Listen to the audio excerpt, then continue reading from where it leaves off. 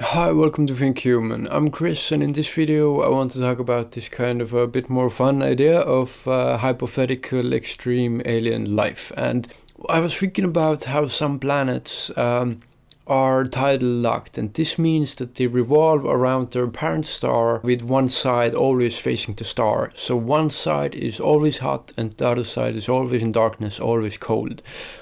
So this kind of really interesting environment. One side too hot to live on, other side too cold, but there is this magical kind of area around this kind of sphere, and that is like the perfect temperature. Like in the middle there, somewhere we can imagine there's like 0 degrees. It would be really interesting to imagine if life somehow got, like organic molecules somehow got into this planet, then how life could start evolving from this kind of planet. Like it starts from exactly the place where there's liquid water. Like we're really biased as human beings. Like we think that all life needs to be like the way we are, like, you know, we need liquid water and all of these things, but like I absolutely don't think that's the case. I think people just go for it because, you know, at least we know for sure that it's possible with liquid water. We just don't know of any other ways, but I'm certain there are many other ways how life could evolve. It's like arrogant and naive to think that only water-based life could exist. So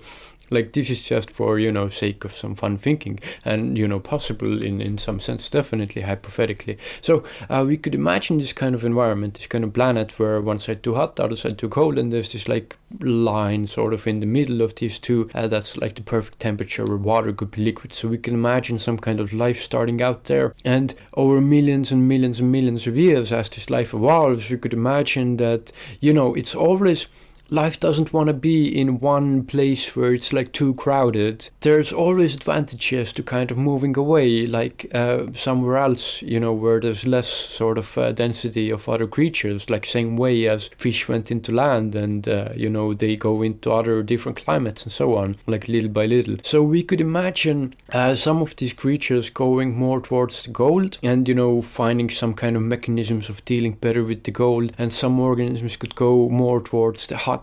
And, you know, it's kind of fun to think about like what kind of different mechanisms it would be. Like in the middle you would have the most populated zone, and as you go either way you could see, you know, more and more kind of differently evolved life to deal with this extreme environment. Like probably at the beginning, like you couldn't go very far into either way, but as time goes on, like natural selection finds better ways and methods of dealing with extreme cold and extreme heat. You know, depends of course, like is it really necessary for life to go so far, etc. Like a million different things you could think about, but just fun as a fun scenario. Like we could think about it like, you know, that would be interesting. You know, whatever mechanisms like this life would have to cope with this. And I think it's just fascinating. I wish we had some simulation programs that would be good enough to, you know, look at this sort of thing, like what would happen. So yeah, just some simple thoughts on hypothetical extreme alien life. Hope you got some interesting thoughts. Thank you so much for watching, and take care.